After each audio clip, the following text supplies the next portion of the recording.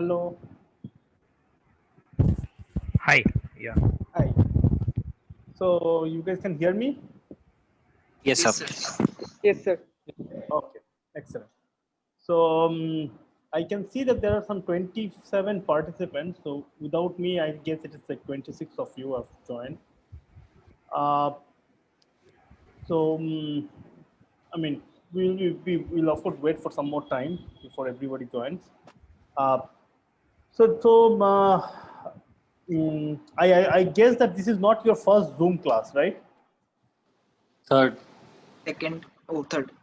Sorry? So Third. third This is class. This is third Zoom class. Was there a class right before this? no, sir. No. I mean, today there is no class, right? Today this is the first class. Yes, sir. Okay, good. So today is the first class, but you have this is third class, so you are somewhat familiar with the Zoom setting, right? Uh, but still, let me repeat it. I mean, of course, I mean, whenever you guys want to speak or say something, okay, just unmute yourself and say it. So I will not be disturbed as such. But when you are not saying something or when you don't have any questions or something, please try to keep it muted. Also, I mean, I'm of course used to teaching in classroom, which means that I will be asking questions sometimes on the fly, and something like, "Is this okay?" or "Is this understandable?" or something like that.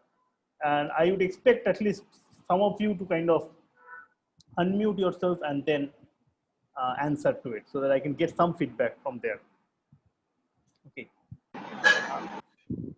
Another thing that is a problem with Zoom is that sometimes, in case there is a problem with the connection from my end, internet connection, I would not even recognize it, or I will not even notice it till some certain amount of time passes. Okay. So I don't know how to fix it. I don't really have no idea how to fix that thing. But in case that happens, so I have told one or two TAs to attend this class. I think I can see one of them has started attending this class. So that person, of course, has my phone number. I think many of you also have my phone number. So in case you suddenly see that my video has stopped or something, it will be much better if you can give me a call and just tell me that, okay, I mean, the video has, this video has stopped or something like that because of the internet issue. I mean, I have multiple internet connections at home, so it should not be a problem to log in back, except that maybe sometimes one of the connection is a bit more flaky than the other and so on. Okay, fine. Yes, sir. Okay, good. Okay, so so this class, I don't think we will be doing too many technical stuffs. It will be mostly be a collection of setting up the class, and I will ask you certain questions so that you can understand where you guys stand, and so on. So first of all, so you guys, so how many of you are there in your class? In BStat third year, how many of you are there? Is it 34? Is it 36? Can somebody say it? 34. 35 or 34 maybe. I mean, how can there be two numbers? 34. 34, okay, good. So that means all 34 of you have registered in my classroom. So that's good. I saw that 34 people have registered in the classroom. That is nice. The other thing is that, so in the classroom, so the way in which this course will work, okay, it might evolve with time. So because this is the first time I'm going to go teach a full course online. But the current plan is that I would be posting videos regularly, okay, most likely 2 to 3 a week. Okay. So these videos will be sometimes something between 30 minutes to 45 minutes long. Okay. And they will contain, I mean, they will give you the high level picture of these things. They will kind of tell you certain stuff, explain you certain stuff, but also leave a lot untold. Like maybe I will say that, okay, you have to check it out, or prove this one or something like that. Okay, so I expect you guys to work them out. Okay, I mean, all of you are very smart, no doubt about that. And although I have not taught BStat students before, but I have experience of teaching undergrads in CMI before. So, but I would, particularly for this online classrooms, it is very important that all of us put together the effort. Okay, so you guys have to put a bit more effort than normal, because there's hardly there's many ways in which I can force you guys to do something. And in fact, you guys are third-year students. I should not force you to do anything. I mean, you guys should do yours for whatever kind of drives you. I mean, you should do it for your own purpose. So what I would expect you is that you guys should see the videos. Okay, the slides of those videos will also be uploaded. So in case people are not doesn't have very good internet or something, they can look at the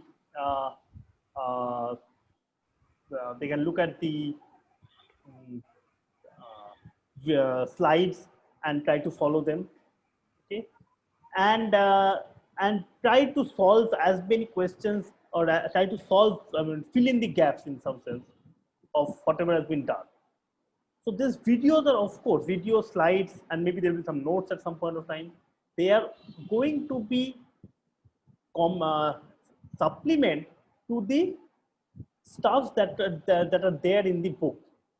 So I have given these links, two links of the links of two books in the web page. So I hope that you guys all have checked out the web page at least. The web page is continuously will be a work in progress.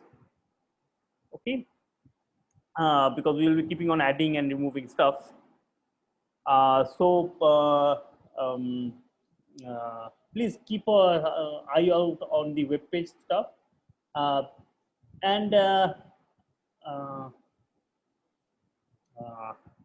Sorry, I lost my thoughts. Right. So and it is yeah, right. So I have given links to two books, the Kleinberg-Tardos and the CLRS. There are lots of other books, okay, online available, pretty good books. I will not, I mean, it's impossible to name all of them. So I mean, you are completely free to pick up any decent book. So if you are not sure whether a book is decent or not, you can also ask us or ask the TAs, and we will answer. And use these books to have exercises, solve the exercises. See, different books have different ways of exposition. Some books, some people prefer a particular kind of book, some people prefer some other kind of book. Okay, so you are feel free to pick up whatever book that you like. The topics that will be covered for this basics algorithms course will be there almost in all books. Most of the time in this course, I will be following the Kleinberg-Tardos book, just to kind of reference. But again, as I told you, same topics are available in other books also. No issue. Okay, so you will be having a steady supply of exercises in the books that you are supposed to do it for yourself. Also, we will be posting a collection of problems regularly. So like this week, I think by tomorrow or today or tomorrow, we will try to post a set of problems. So this set of problems will not necessarily be from the book or something. They will be a bit tricky, bit interesting to solve and so on. And this is the stuff that I expect you guys to work out, to solve.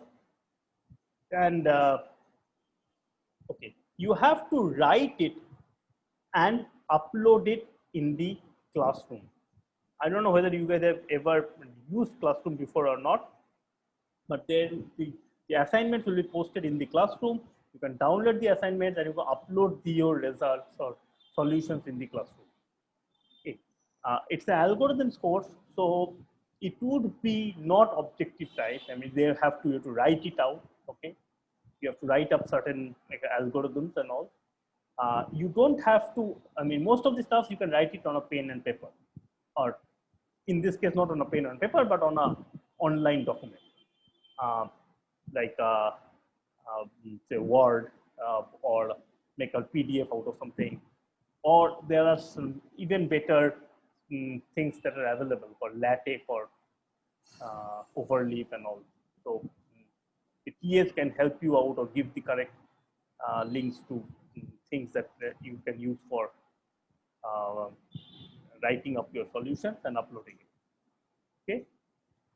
Now, this algorithms course also will have some amount of programming aspect to it. So there will be 2 programming assignments at least that that we have decided, and they will be posted sometime like after 4 weeks and after 8 weeks or something, or after 6 weeks or after 12 weeks, something, one of those things. So after 4 weeks and after 12 weeks, that was decided, something like that of the form. Okay, and you guys will have to code it up and write it in on C or C++ or Python and submit it. Now, yeah. So what I expect out of this course classes or this kind of online class session is basically that you would be reading the material that has been presented to you beforehand. You will go over the videos, work out some things, and in this particular online sessions, we would take problems. It is more like an interaction session. So you guys, you can ask me any questions that you have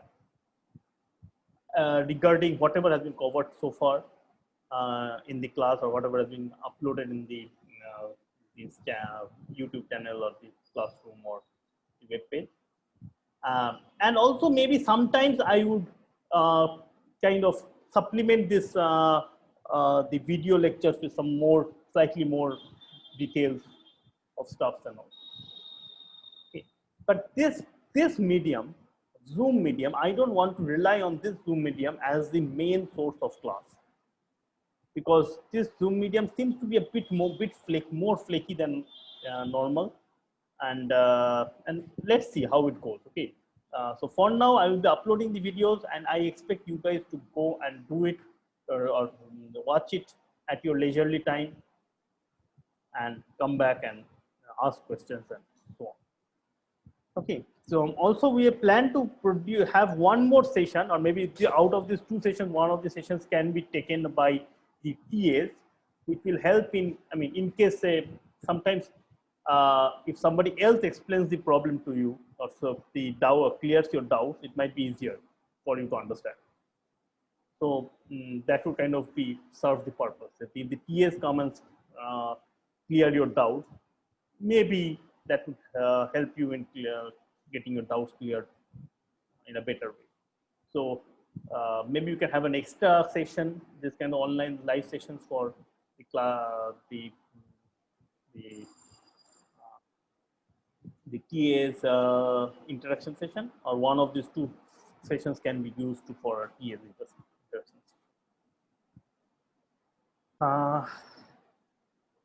Okay, so what else? Yeah. Okay, just for so in the do you have a class on Saturday in the morning? Do you know? According to the schedule, yes, like the schedule that we was given. Right. So there is not this class, some other class. No, sir. It's your class is according to the schedule. It is your class only 11:30 to 12:30. Yeah. Okay, there is no other class, because initially schedule that was passed on, there was a clash with my class with some other class. That has been rectified. Okay, that has been rectified. Okay, good. Okay, so in that case, we do have this 11:30 to 12:30 slots for Saturday. I am not saying that I'm going to use that slot every week, but some of the weeks we might use it. Okay, so that might be the one that the TAs can use at some point. Okay. So any questions so far?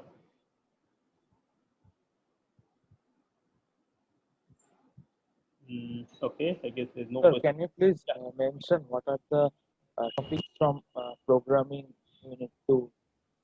Okay, Revise I will do that. and data I structure. will.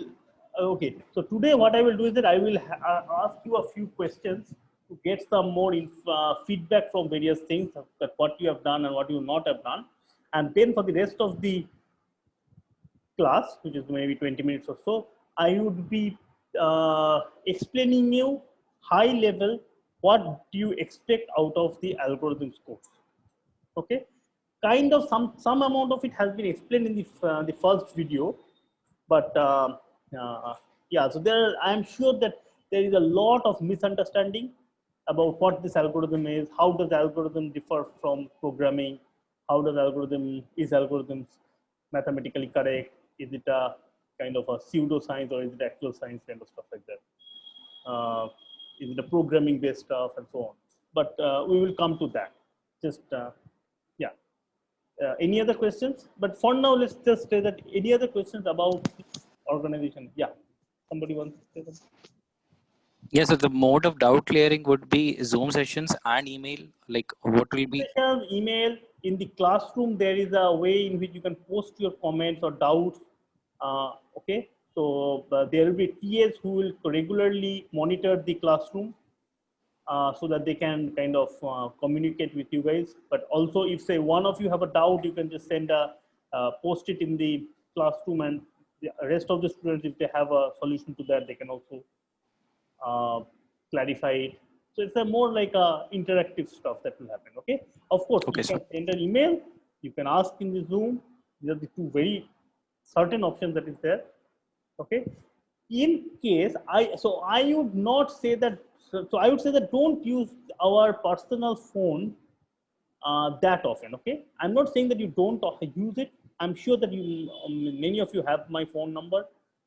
In case you have some doubts which cannot be clarified on email or something, maybe something like your internet is not working or something. Someone's internet has just shut down for 1 week or something. Such kind of issues can very well happen, right? Feel free to call us. There's no issue about that. But use it sparingly. I mean, use it when you really think that this is the option is there. Okay. I mean, I would not encourage you to kind of just call up if you have a question about how this problem can be solved. I could have asked you in tomorrow's Zoom session, but I just wanted to know it quickly. So that is not acceptable. Okay, you can send an email and we will try to email you back. But in case there is an emergency, of course, do call us on our phone. Okay. Any other doubt? Yes, sir. One more doubt. The evaluation will be based on the assignments and the coding assignments exclusively. See, honestly speaking, I don't know how the evaluation will be done because Okay. I have not got a very clear instruction from the dean's office yet about that. Okay. First of all, one thing that I know is that there will be no mid-sem. Okay. So there will be end-sem. That also, I don't think that dean's office also knows how exactly the end-sem will happen. Okay. So, so what I propose is that we will have assignment that you have to submit. The assignment will be different from exercises. Okay, exercises are basically problems that we will give for you to try it out. You feel free to ask doubts about them, feel free to discuss them, but you don't necessarily have to submit to us. We are not going to correct it. There are the assignments that will come, say maybe once a week or twice a week, kind of stuff like that. Most likely twice a week, and you have to submit it. Okay, and some of the assignments, maybe in fact 2 of the assignments at least in this among this whole thing will be programming assignments. So you can think of them as just normal assignments. There will be either assignments that are you have to write a program, or assignments you have to give a pen and paper and stuff. Okay, and these will be graded. Now, exactly what will be graded, how will it be graded, how much percentage will it have, that I really don't know. I mean, hopefully I will have a better clear picture when, I mean, you know that, I mean, things, a lot of it is in flux, right? I mean, nothing is clear what's going on. I mean, as far as I know that the Dean's office is hoping that you guys can return back by before the end semester week exams and give the exams physically. I mean, if that doesn't happen, we don't even know how to conduct an exam online. I mean, and yeah, so there are lots and lots of things which are up in the air. So, I mean, the best advice I can give you in this kind of situation is that just try to concentrate on this problem, on this course, on all the other courses that you are doing. Try to study or learn these courses as well as you can. You have to put in more than the necessary amount of effort possibly. And let's not worry about the grading system at this point. The grading systems have two purposes, right? One is to get a grade at the end of the semester. So I'm thinking that don't think about that particularly. The grading system has another important purpose, that to get a regular feedback. Am I learning it correctly? Am I not learning it correctly? Am I understanding something wrong? Okay. For those things, I think that you use the assignments and those stuff for that kind of purpose. How much will the finally grade be? How will the final grade be calculated? All those things, I think best to kind of not worry about it for any of the courses, in fact. Because my belief is that, yeah, there are lots and lots of things that are in flux. Okay. Did you guys hear anything from the Dean's office about this particularly grading structure and all? I mean, yeah. No, sir, nothing official. Exactly. I don't think that there's any official announcement yet of this whole thing. And I mean, you can understand that, I mean, things are not very smooth here. And okay. Any more questions? Sure. I was wondering if you will be taking some supplement like a walk through coding or how to code through this data structures, because we haven't had much exposition to coding and data structures except for like a basic introduction to C course. So I was wondering if there would be supplementary materials or something. Okay. So maybe since there are two questions already that came out, I will still tell you guys. The coding aspect of this course is very minimal. Okay. In fact, when I teach this course usually, or when I have taught this course, I have many times have not have any coding. No coding. Okay.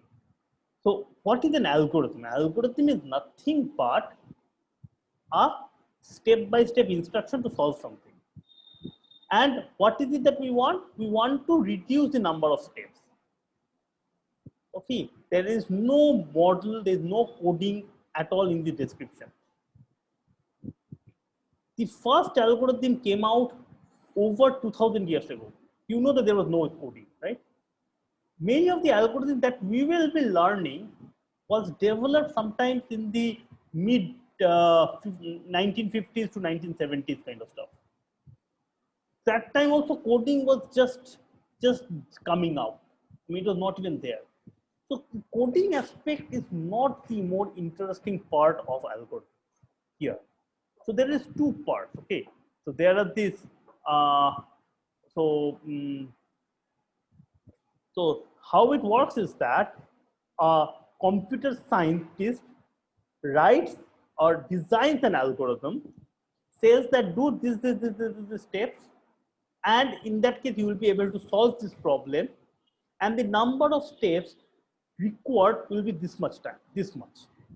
Now the number of steps will be kind of a function of the input size and so on and so forth. Okay, everything is mathematically done. There is no coding at all. Then an engineer would take that algorithm and write it in a code. Okay, I'm not saying that this coding part is not interesting. There are lots of aspects that can come up while making the doing coding. Okay, but in the algorithms world, we don't think about the coding part that much. There is this coding, there is the algorithms design part, and then it goes to the engineers who kind of encode it. I mean, nowadays, everybody is an engineer almost. So everybody learns a little bit of coding to encode it. Okay. So I must say it very clearly here that in algorithms course, this is not a coding stuff at all. There will be 2 programming assignments. I agree. I mean, the reason is there to kind of tell you that at the end of the day, many of the algorithms that we will be doing will require, I mean, if you go to some particular company, you join a particular industry, or go to some particular even research work or something, what you will be required to do is that solve a problem. How do you solve a problem? The first part is the theoretical part, where you study the algorithm. You try to design the best algorithm. Now, whatever the best algorithm means, right? Reduce the asymptotic behaviors of the algorithm. How does the algorithm behave in the long run? So these are the stuff that algorithms person does. Then the next step is that, okay, now I would like to code it up and apply and basically code up my algorithm and give it. That's the finished product of the problem. Okay, so I mean, this second part of coding is a bit less interesting, at least from the point of view of algorithms part. Okay, so they have other issues like how do you handle the systems part, how do you handle the various other intricate details of the programming part and all, but we are not going to do that. So in fact, the programming assignment that will be given to you guys will be more like, okay, solve this problem, and you can use many of these standard subroutines that are there, sometimes standard packages that are there that can handle them. I am not going to ask you to code up a particular data structure. Okay. So I don't think the programming aspect will be important here at all. So, so you guys are all from statistics background, right? So have you guys used any statistics package like Strata or R or something like that? Have you been taught R? We know Yes, sir. R. You know R, right? So if you know R, so in R, what do? You have some standard packages, right? And you apply those packages and do something. Now, till now, whatever has been done for you guys was like the goal was to solve the problem. Okay, find the best statistical analysis. Okay, so in this course, what we will be focusing on, or what the main thing is that, okay, solving a problem is one thing, but imagine that the data that you handle for your statistics problem becomes so large that your standard R will start crashing down. It will not be able to solve it. Okay. For example, say maybe you have to make a huge matrix and invert it. That can be a part of the problem. I mean, I know say something like in this case of the Gaussian processes and all those kind of stuff, you need to invert a matrix. Now the matrix is small and something, say 100 by 100 matrix, no problem. Apply the packages and you will be done, right? But if the matrix becomes massive, say 1 million by 1 million, then what do? Right? Then the packages will not work. Then you have to use the packages carefully. How do you use those packages? How do you make sure that you use the packages in such a way that the algorithm still works, still stops, still terminates, still manage to compute it? Okay, and the whole of it is not in the programming aspect. It is in the designing of the algorithm. So you will be having all the packages that you want, And after having all the packages, can you solve the problem? Okay, now it will be more from the asymptotics point of view, okay? Because in design of analysis and algorithms, we will not be experimenting on a big set of data, right? But the main idea is that, like, if we know that if you have to invert a matrix, then what is the amount of, what is the time complexity required in worst case or average case or so on, right? And they say that is something like n to the power 2.3. Now, if somebody says that, oh, see, your algorithm will require n to the power 2.3, but n is the size of the matrix size, n cross n is the matrix size, maybe somebody else can come up with a different algorithm which doesn't invert the matrix, does something else. They maybe invert smaller matrices, okay? Maybe invert matrices, all of them are of size 100 by 100. Okay, so you split up the n cross n matrix into small 100 by 100 matrices, invert them and do something on that. And you output something that is close to the right answer. Okay, now if you can mathematically prove all of these statements, then what happens? Then what happens is that, so maybe I should just kind of share my screen and you will understand it. I mean, I can try to write a little bit of that. Yeah, so basically say you have a, can you see my screen? Yes, sir. Say it is a, say, n by n matrix. Okay, I want to do a inverse, say x, a inverse x transpose. What is this quantity? Okay, now I know that if to invert, say I know that to invert this matrix, I need to, so the time complexity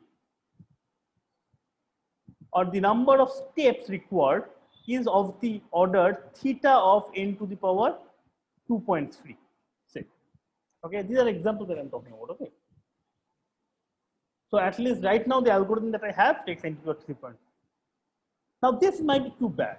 Now if somebody else comes up and says that no, but see, what we can do is that I can split up this A into smaller matrices, okay, of size 100 by 100 each, and maybe I will call this matrices, say B1 to some B something, say T. Okay, now how many matrices are there? It is at most n by 100 whole square matrices are there. So T equals to n by 100 whole square. And for inverting each matrices, okay, I will require, so to compute a B inverse, I will require time complexity of theta 100 square, right? Which is, we kind of say that 1, because it's same thing, 100 to the 2.3, which is constant.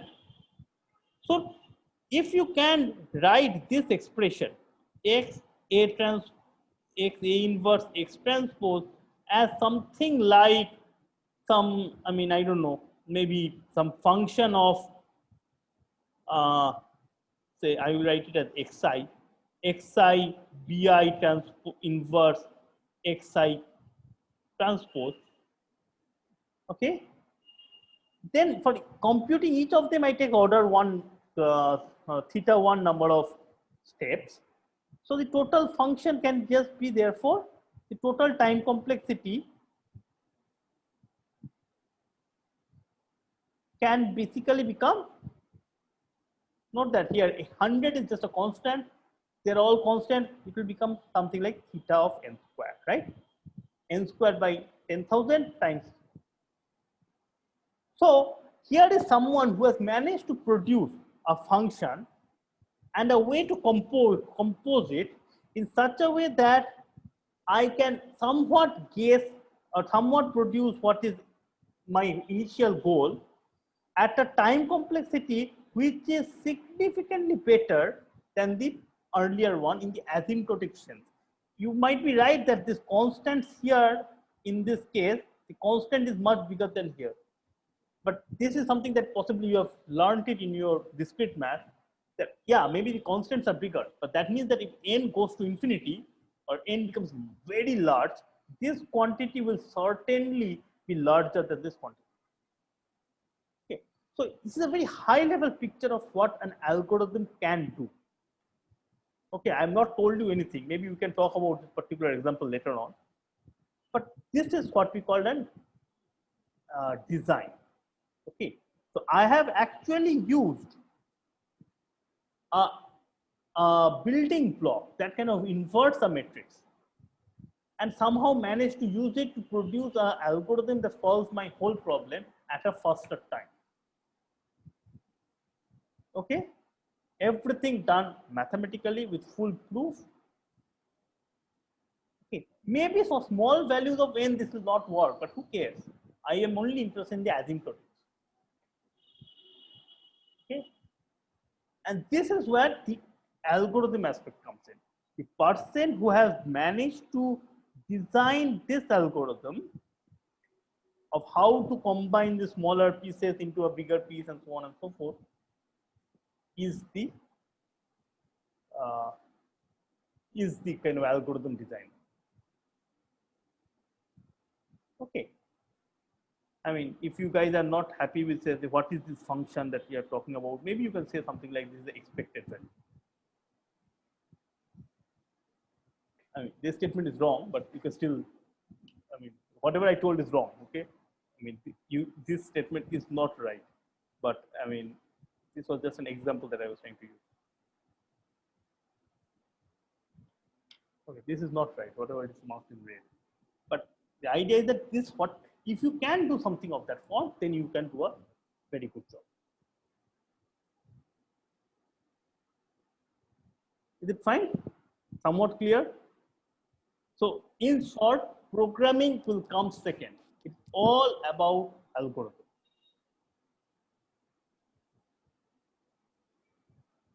It's all about the design of an algorithm. So let me stop here for now. I think, I mean, before I kind of, yeah. So any more questions that you have here? Sir, in the website, you've written a part where things to brush up before the course starts. Very good, yeah. So what are asymptotic notations?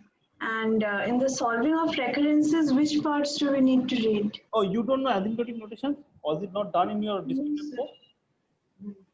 Sir. Huh? No, sir.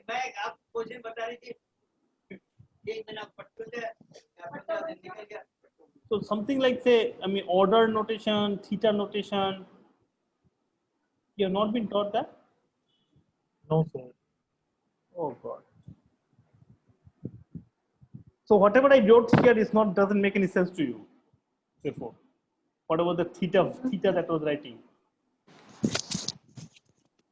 We read some things, but it was not formally done. I mean, okay, we know ki it's, we have, we can read up and then we can get some idea, but formally, if you ask, we have not done it. Okay. Okay. So, okay, before I continue, okay, let me just, let me start a poll. All of you can, I mean, I will just launch a poll, okay. It will be asking you what all subjects you're comfortable on. These are the things that has been kind of, yeah, and you can, it's a multiple choice question, okay. This is more for my feedback of what is going on. Yeah. Do you guys see this poll that is happening now?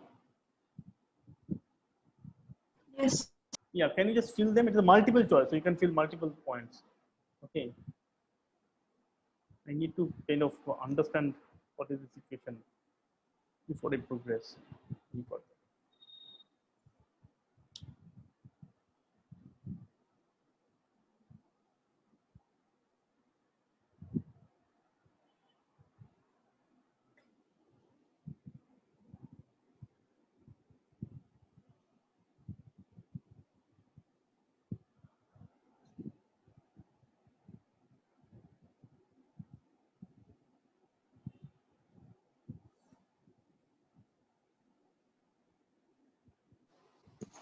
There is just one question, right? Like Yeah, in that form.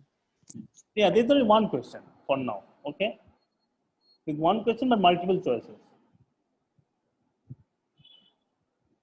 Just let people finish this 1 second. I just want to know this stuff. So what all things was covered in your discrete math course? So I can see that people don't know BFS and DFS in graphs that much. So we started off with graph theory, Yeah. and then we moved on to some combinatorics. Okay. And then before we could reach, I mean, the network flow and etc., this thing happened.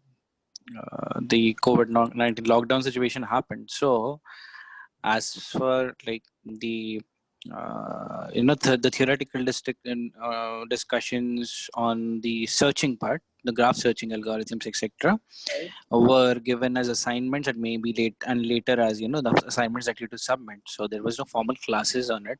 So it's very it's very shady as to what we know about it. Okay. So this is interesting. I think I need to slow down there quite a lot.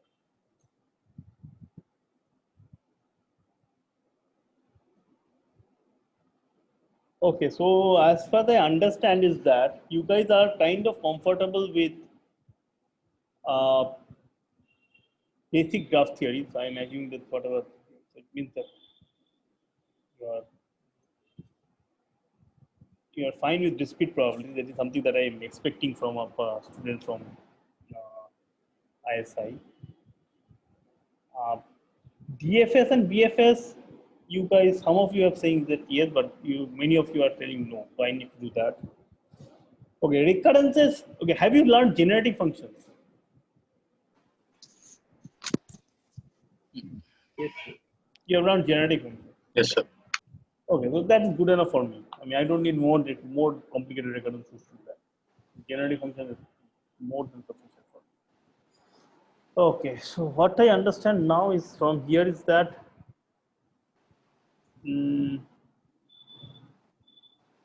that asymptotic notations you are not comfortable with, and BFS and DFS also you are not comfortable with, and matchings of course.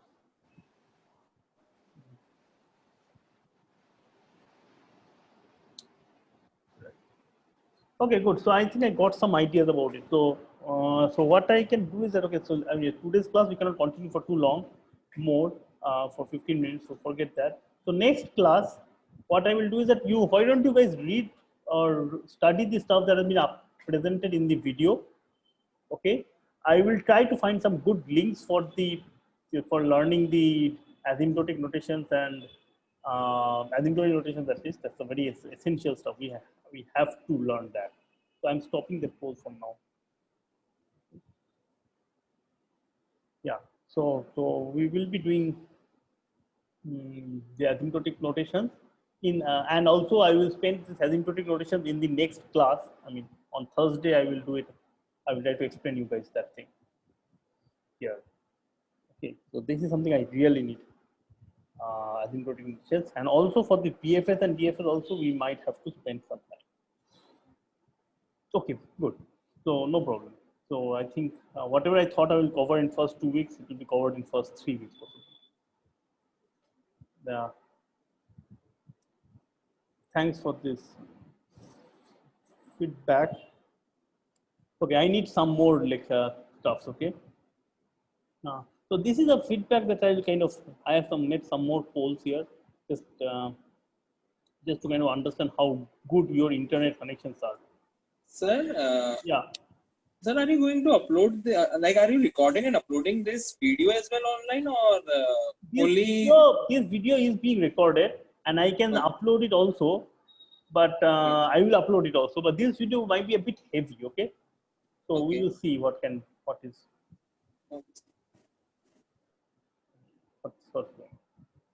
Yeah, it is being recorded. That's okay.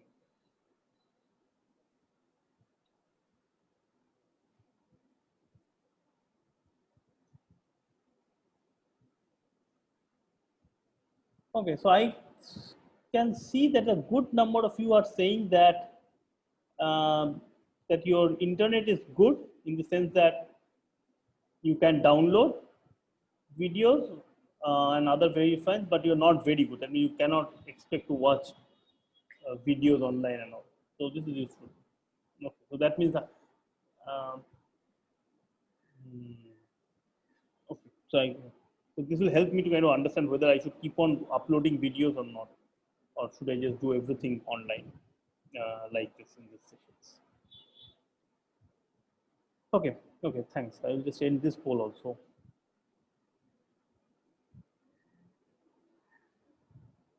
Okay. Okay, now here is another thing. How have you guys uh, looked at the videos that have been uploaded, or whoever has looked at the videos that have been uploaded? Uh, is there any technical stuff that you want to comment on? Like, for example, the videos are not very well visible. Oh, I can see that a lot of people are saying that you will be using the phone. People who are using the phone, are you guys comfortable watching that video? Whatever I am writing in that on the video? Yes, Yes, sir. sir. The audio is too low, but Audio is a bit low, okay? I will try to, otherwise it is fine. otherwise fine. Whatever I've been writing, there was kind of Yes, sir. visible without any problem, right? Okay. Okay, good. Yes, somebody else was saying something or about to say something. Sir, will all the things be uploaded in your YouTube channel? Yeah, I think all the videos will be uploaded in the YouTube. Thank Okay, I kind of got this idea. I will try to kind of make the changes accordingly for the next videos. Okay, I will try to increase the volume. But if you find any technical difficulties at any point of time, please, let me know.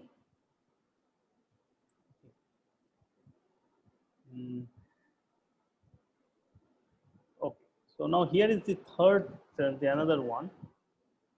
Okay, this is kind of pretty easy. This is to see that how many of you have got. This is a multiple choice thing.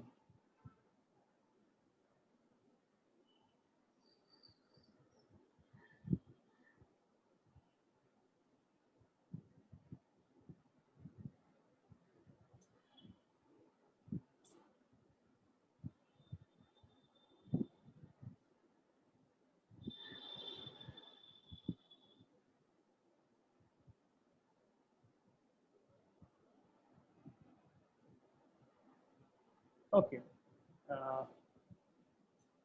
fine. So I can see that many of you have checked out the YouTube channel. That's perfectly fine. There's a few of you have not checked out the classroom. I would really ask you guys to do that. But I think all of you have kind of registered for the classroom. Oh, maybe are there any BSc Math 1, BStat 1 students right now? Sir, I am BStat second year. BStat second year student. Yes, sir. And you are the only one. BStat second year Yes, student? sir. Okay, okay. Okay, fine. Sir, I haven't checked out the YouTube page, or I thought classroom was referring to the Zoom class. No. There is something called a Google. The Google Classroom, yeah. Okay, fine. I later realized. So, could you please send me the link to the YouTube channel or the web page? Yeah, I will do that. Sure. Thank you. Okay, there's one more poll that is there. Okay, so this is about the thing that, so I will be giving you guys the assignments I told you, right? And if possible, people are discouraged to write it up in a pen and paper and take a photo and send it. I want you guys to write up, basically type it up and send it. You can use various of things, softwares that you would like to use. Okay. So I'm just to kind of get a sense of how many of you have used it or heard of it, and what is. It's a multiple choice question again.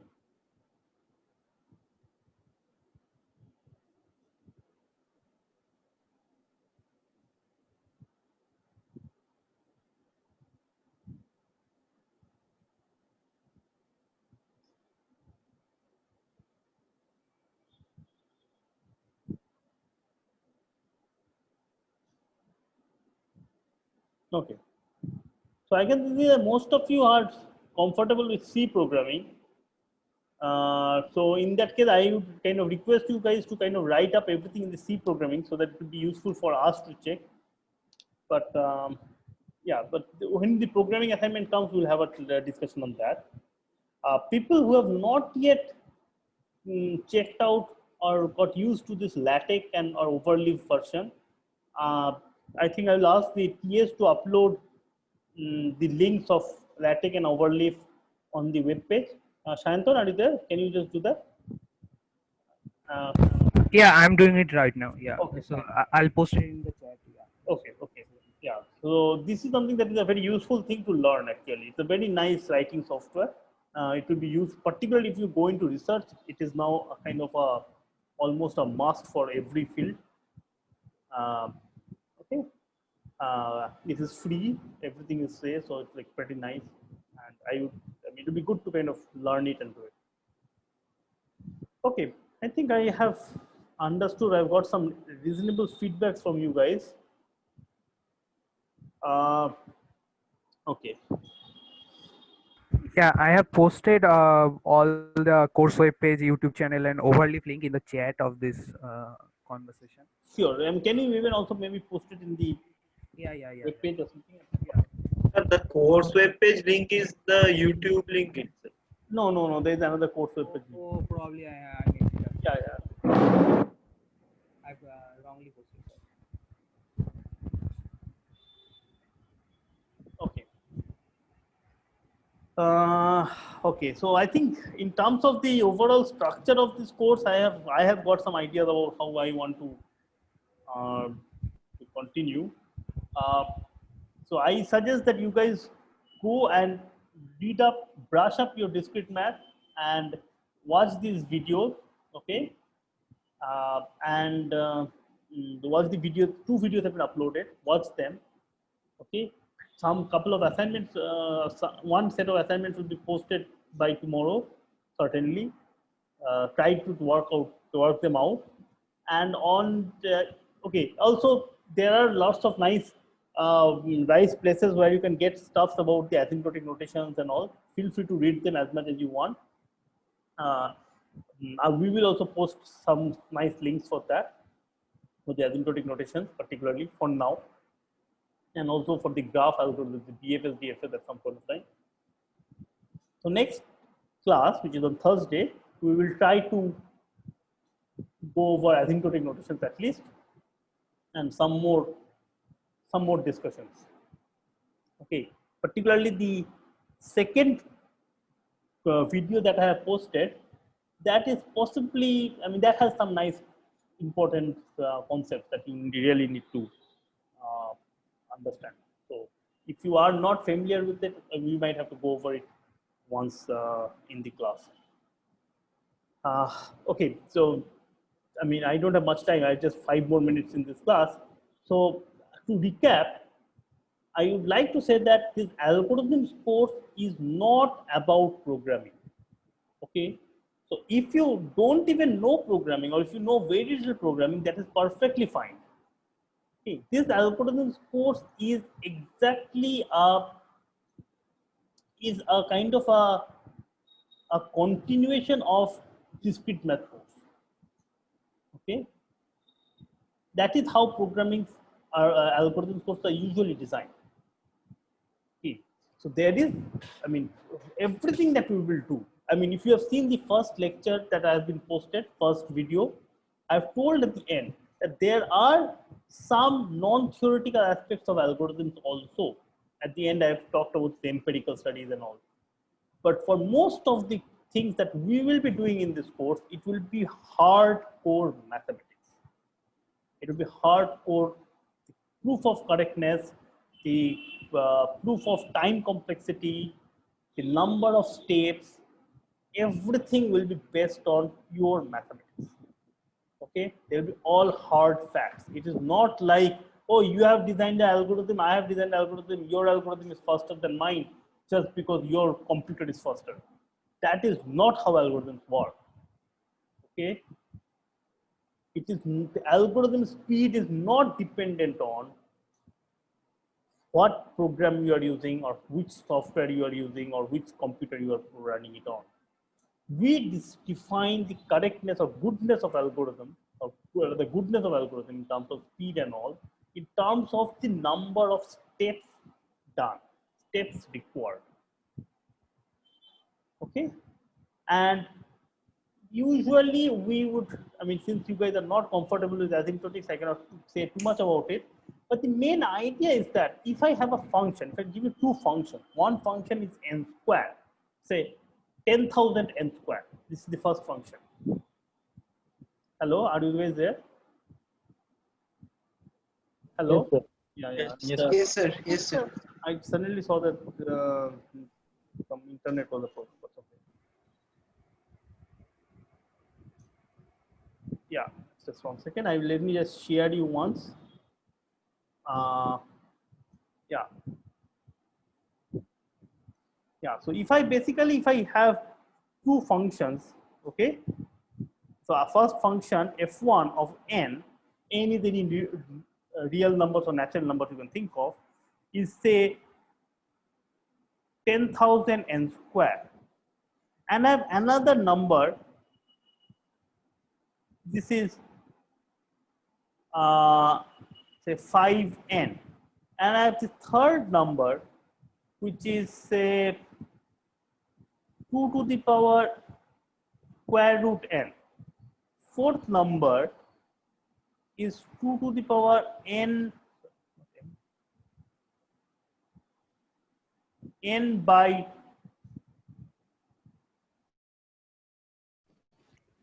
Saurabh, are you here? Saurabh? Hello, can you hear me? Yeah. Oh, it got disconnected, is it? Yeah. I was about to call you. Huh? Okay, yeah. So how much did you guys hear? Up till n square kind of thing. Up till n square. Oh, okay. Now there is a lot of things that has been written after that. See, this is exactly the problem with Zoom. Hello. Sorry?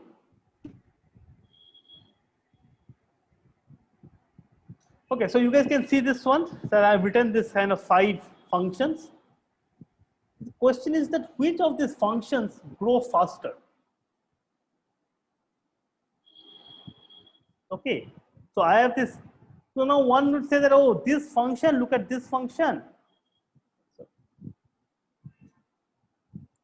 Hello? Yes, Hello? sir, we can hear you. Okay. So this function and this function, right?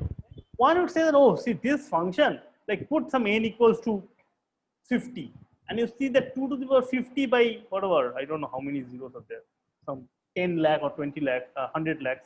And this is very small compared to 10,000 times 50 square. You are right, but all we are interested in is as n becomes larger. Okay, as n becomes larger, f4 of n is way larger than f1 of n. And this is what is called the asymptotics behavior. Okay, so this is basically the high level picture. We'll go into it more details, but this is, so in some sense for us, this function f1, so if I want to kind of write it up in an increasing order or something like that, for us this f5 of n is the best function you can think of. This is much smaller than, what is the next one? f2 of n. This is much smaller than f1 of n. This is much smaller than f3 of n. And this is much smaller than f4 of n.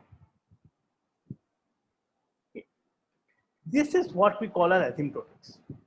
And in algorithms, in the design of analysis of algorithms, the goal is to reduce the asymptotic behaviors of the function, asymptotic behavior of the runtime.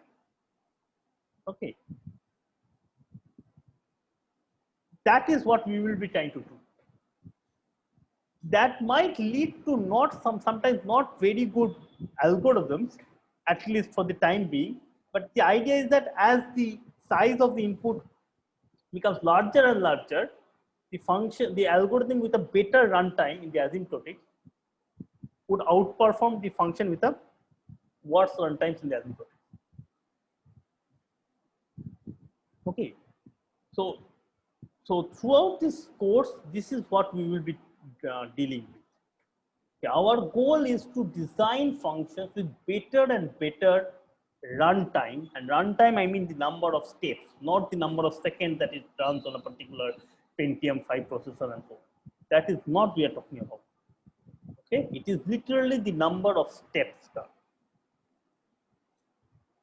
Okay. Okay, so I think I have spent quite some time today. It has gone to we have crossed the 1 hour mark. I should not continue for longer time. So maybe I will just stop now, and I ask you guys if you have maybe a few questions. I mean, if you want to leave, feel free to leave, and if any of you have questions, I will be happy to take some more questions. Else, let's meet on Thursday at 11:30. Yeah. So if you have any questions, you can just let me know. Else, yeah, let's meet on Thursday.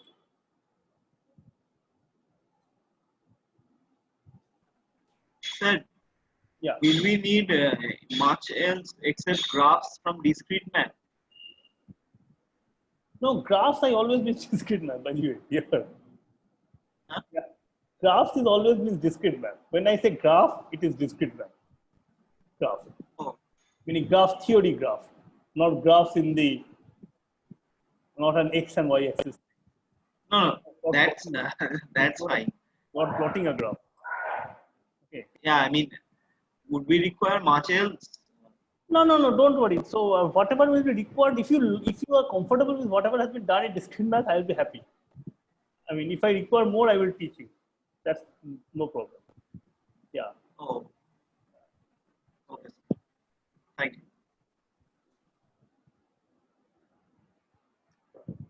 Any more doubts? Questions, suggestions, comments? Feel free. I mean, like you can. Yeah. Sir, we will do. Yeah. Sir, will we do some matrix algorithm related to calculating inverse, something which you require in linear algebra? Yeah, we will do. Yeah. And there is this. We will be doing quite some time on how to do matrix multiplication, and matrix multiplication and matrix inversion are actually similar. Yeah, we will do something. Yeah, I think it is. If you look at the web page, I think currently it has been scheduled in some maybe 6th week or 7th week. That might get pushed by 1 week, but yeah, we will be doing some algorithms on machine learning. So it will be kind of it will not. I mean, I will kind of maybe tell you when we start talking about it. I will not do it as like a machine learning algorithm kind of stuff, but an algorithm which will be related to machine learning.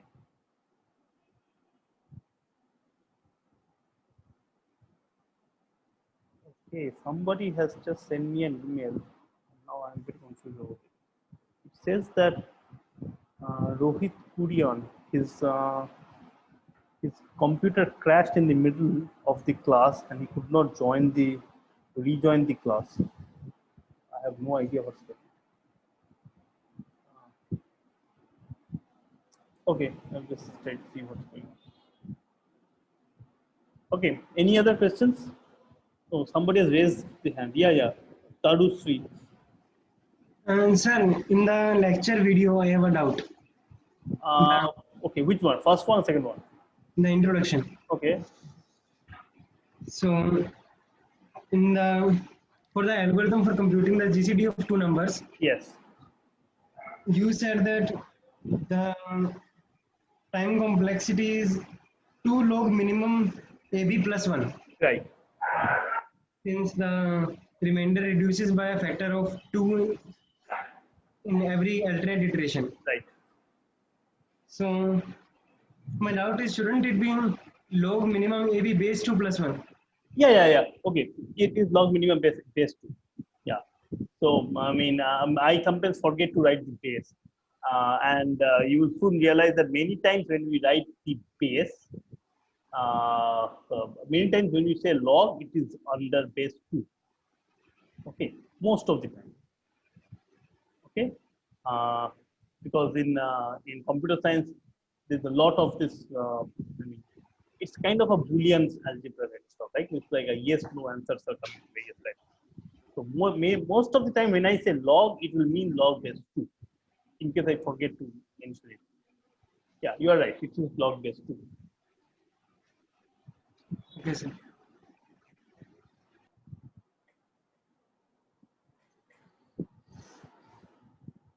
Okay, if you don't have any more questions, we can stop the meeting for now, and we will meet on Thursday.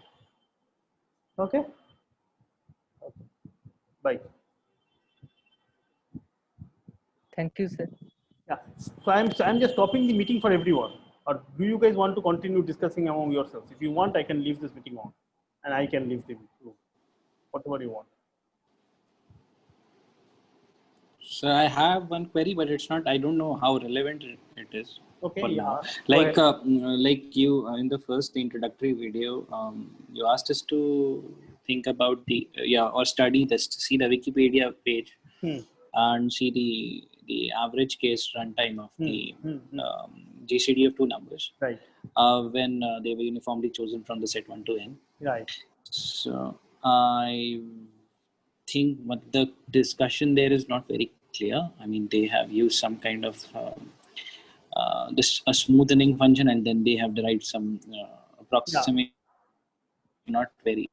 Yeah. The ideas are not clear. Okay, so we can have a discussion on that later on, maybe. Okay. Yeah. So the main idea is that their actually first statement doesn't say that if you just say that the A and B are drawn uniformly at random, it is going to be useless. The expected value will be very low, and therefore they kind of draw it from not uniformly at random from 1 to n, but they draw it under some kind of a. Yeah, they say something about a smoothing function, and then they say something about but the ideas are not clear. Okay, we can have a discussion on that later on. Yeah. Okay. Yeah. When we. You can also try it out yourself, by the way. You can also try it out and try to see what you can do. I mean, that will be much more fun. And then use the Wikipedia to kind of, if you're interested in this thing, just try it out yourself. If you guys are computational. You mean computational, like writing out a program and then testing it or something? No. Prove that, right? Proving. I mean, you know what the value is, right? You know the algorithm, right? There's no computation. Euclid didn't have a computer in his hand, right? So you know the algorithm, and question is that if you draw A and B uniformly at random, what is the expected value? It's as mathematical as you can get. What is the expected number of steps? How do you solve it? You guys are good in program probability, right? It's a very nice kind of discrete probability stuff.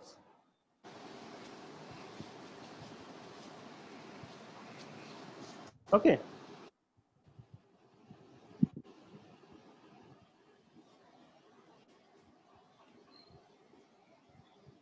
Okay, good. So I will just then end this meeting.